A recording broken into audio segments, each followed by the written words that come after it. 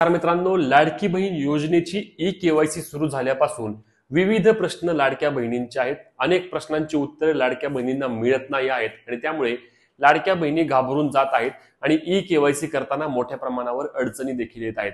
तुमच्या सर्व प्रश्नांची उत्तरे या व्हिडिओच्या माध्यमातून तुम्हाला अगदी सविस्तरपणे मिळणार आहेत. त्यामुळे व्हिडिओ शेवटपर्यंत पाहायचा आहे आणि चॅनलवर नवीन असल्यास आपल्या हक्काच्या चॅनलला सबस्क्राइब करायला आणि तुम्ही फेसबुक पेजवर पाहत असल्यास आपल्या पेजला फॉलो करायला विसरू नका. आणि मित्रांनो, व्हिडिओ शेवटपर्यंत नक्की पहा, कारण यामध्ये तुम्हाला काही महत्त्वाच्या टिप्स मिळणार आहेत जेणेकरून तुमचे पैसे बंद होणार नाहीत, तर तुमचे पैसे बंद झालेले देखील चालू होणार आहेत. त्यामुळे व्हिडिओ स्किप करू नका, शेवटपर्यंत नक्की पहा. तर पहिला प्रश्न बघा, लाडकी बहीण योजनेअंतर्गत ई-केवायसी करताना ओटीपीचा प्रॉब्लेम येत आहे. ओटीपीचा प्रॉब्लेम काय येतोय तर त्यामध्ये तुम्हाला दाखवतंय की अनेबल टू सेंड ओटीपी. म्हणजे तुम्ही जेव्हा तुमचा आधार नंबर टाकताय, जेव्हा ई-केवायसी साठी लाडक्या बहिणीचा आधार नंबर टाकल्यानंतर तो ओटीपी जात नाही आहे किंवा तो म्हणतोय अनेबल टू सेंड ओटीपी, बराच वेळ लोड घेते. असं का होतंय तर लक्षात घ्या, लाडकी बहीण योजनेअंतर्गत 18 तारखेपासून ई-केवायसी सुरू केली आणि वेबसाईट आता चालू करण्यात आलेली आहे. वेबसाईट चालू झाल्यानंतर जवळपास 2.5 ते 3.25 कोटी लाडक्या बहिणी आहेत ज्या ई-केवायसी करण्याचा प्रयत्न करत आहेत आणि त्यामुळे वेबसाईटचं सर्व्हर पूर्णपणे डाऊन होत आहे आणि डाऊन झाल्यामुळे तुम्हाला ओटीपी येत नाही.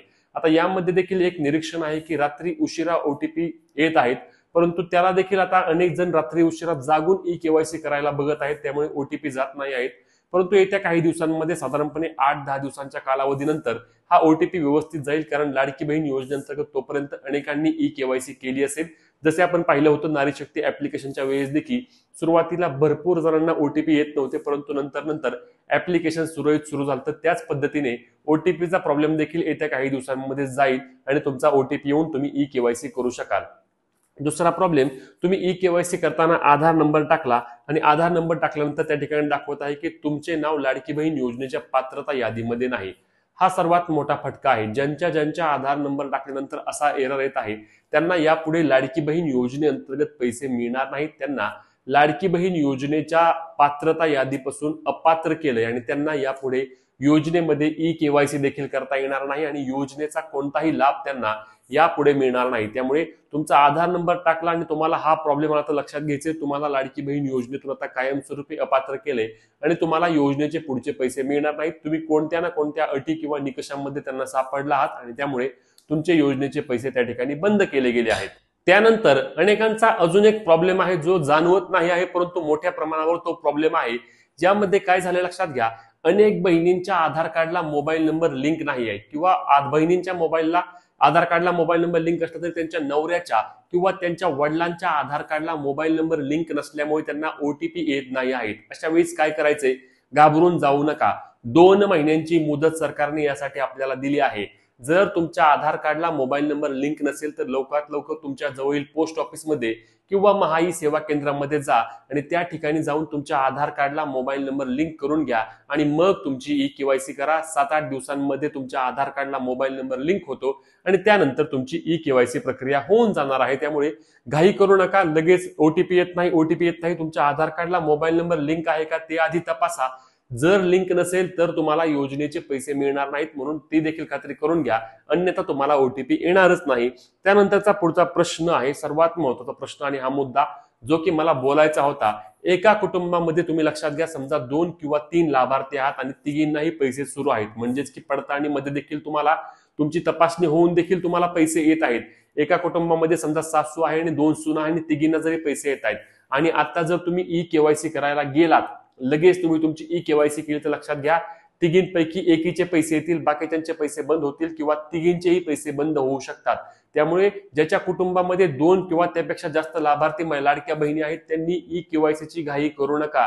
यामध्ये तुम्हाला एक मार्ग सांगतो, तर लक्षात घ्या. तुम्ही काय करा, तुम्ही तुमचे रेशनिंग कार्ड विभक्त करून घ्या. रेशनिंग कार्ड विभक्त झाल्यानंतर तुम्हाला काय होणार आहे तर तुम्हाला तिघींनाही योजनेचा लाभ घेता येऊ शकतो. 2 महिने मुदत आहे, त्या मुदतीमध्ये लवकरात लवकर जाऊन तुमच्या रेशनिंग दुकानदाराला भेटा, तुमच्या पंचायत समिती कार्यालयामध्ये जा आणि त्या ठिकाणी जाऊन तुमचं रेशनिंग कार्ड विभक्त करून घ्या. रेशनिंग कार्ड विभक्त झाल्यानंतर तुमची ई-केवायसी प्रक्रिया तुम्ही 2 महिन्यांच्या कालावधीत पूर्ण करून घ्या आणि योजनेचे पैसे तुमचे कायमचे सुरू राहतील. योजना बरेच दिवस चालणार आहे, योजना लगेच बंद होत नसती.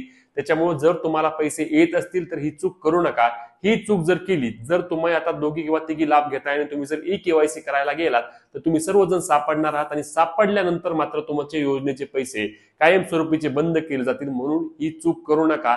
हा एक खूप महत्वाचा मुद्दा आहे, लक्षात घ्या. आणि असे मुद्दे कुणी सांगत नाही, फक्त तुम्हाला आपल्या चॅनलवर आणि पेजवर माहिती मिळते, त्यामुळे पेजला फॉलो करून घ्या आणि चॅनलला सबस्क्राईब करून घ्या. पुढचा महत्वाचा प्रश्न म्हणजे ई केवायसी ची मुदत किती दिवस आहे. तर मी आता 2-3 वेळा सांगितलं, परंतु अनेक जण विचारतात, परत एकदा सांगतो मी, 18 नोव्हेंबर पर्यंत तुम्ही लाडकी बहीण योजनेच्या ई केवायसी करण्यासाठी पात्र आहात. तुम्हाला 2 महिन्याचा जो लाभ असणार आहे, सप्टेंबर आहे, ऑक्टोबर आहे, तो लाभ तुमचा थांबणार नाही. तुम्ही ई केवायसी केली नाही तर देखील तुम्हाला हे पैसे येणार नाहीत, त्यामुळे घाई करू नका. लाडकी बहीण योजनेची ई केवायसी करण्यासाठी भरपूर मुदत आहे.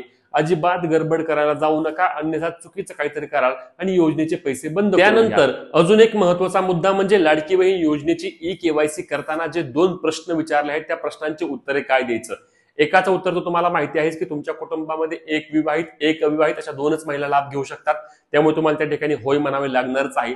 त्यानंतरचा तुमचा दुसरा प्रश्न आहे, तो प्रश्न म्हणजे काय आहे की बघा तुमच्या कुटुंबामध्ये कोणीही सरकारी नोकरदार किंवा सरकारी पेन्शन धारक आहे का, अशी तुम्हाला माहिती विचारली आहे. आणि त्यामध्ये बघा नाहीत असं म्हणून शेवटचा शब्द आहे, आणि त्यामुळे अनेक जण कन्फ्युज होत आहेत की त्याला होय म्हणायचं का नाही म्हणायचं. लक्षात घ्या, ज्या ज्या लाडक्या बहिणी या योजनेच्या अटी व निकषांमध्ये पात्र असणार आहेत, म्हणजे तुम्ही जर पात्र आहात तर तुम्हाला दोन्ही ठिकाणी होय होय असेच करणे गरजेचे आहे. नाही म्हणू नका. जिथे तुम्ही नाही म्हणाल तिथे तुमचे योजनेचे पैसे थांबवले जातील, म्हणून होय होय करा.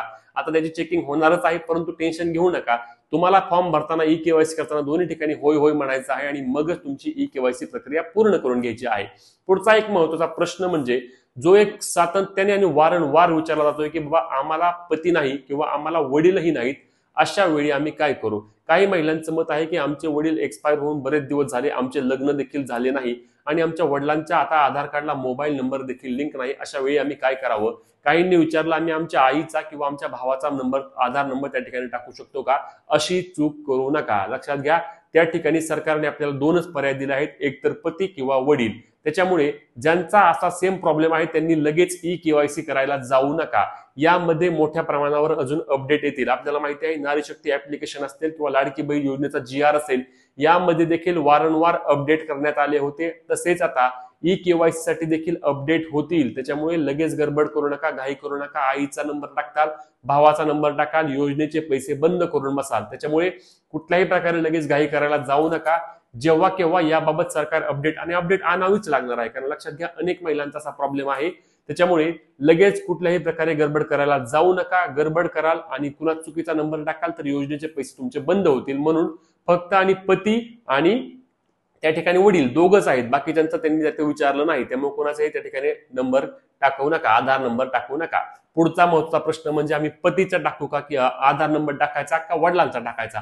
अनेक महिलांचं मत आहे की आम्ही फॉर्म भरताना वडिलांच्या नावाने भरला होता आणि आता आमच्या आधार कार्डवर पतीचे नाव आहे, अशा वेळी आम्ही काय करायचं. लक्षात घ्या, तुमच्या आधार कार्डवर आता जे नाव आहे त्याच नावाने तुम्हाला फॉर्म भरायचा आहे. वडिलांचं असेल तर वडिलांचं नाव टाका, पतीचे असेल तर पतीचे नाव टाका आणि तुमच्या लाडकी बहीण योजनेचा ई केवायसी करून घ्या. पुन्हा एकदा मी सांगेल, शेवटचं सांगेल की घाई करू नका. भरपूर मुदत आहे, 2 महिन्यांची मुदत आपल्याला ई केवायसी साठी देण्यात आलेली आहे. ई केवायसी सर्वांनी करायची आहे. अजून एक प्रश्न जो आहे की लाडकी बहीण योजनेची ई केवायसी जून महिन्यापासून पैसे बंद झाले तर चालू होतील का. जर तुम्ही यामध्ये पात्र असाल तर तुमची चुकून जर तुम्ही अपात्र झाला असाल आणि तुमची ई केवायसी जर पूर्ण झाली तर लक्षात घ्या तुम्हाला योजनेचे पैसे जून महिन्यापासून सुरू होतील, असे महिला व बालविकास मंत्री आदिती तटकरे यांनी स्पष्टपणे सांगितले आहे. त्याच्यामुळे ई केवायसी सर्वांनी करायचीच आहे. वेळ घ्या, वेळ लागू द्या. 2 महिन्यांची आपल्याला वेळ आहे, त्याच्यामुळे निवांत राहा. आणि तुमचे इतरही काही प्रश्न असल्यास कमेंट करून विचारायला विसरू नका. ही महत्त्वाची रील शेअर, फॉलो आणि सबस्क्राईब करा. भेटूया पुढच्या व्हिडिओमध्ये. तोपर्यंत जय महाराष्ट्र.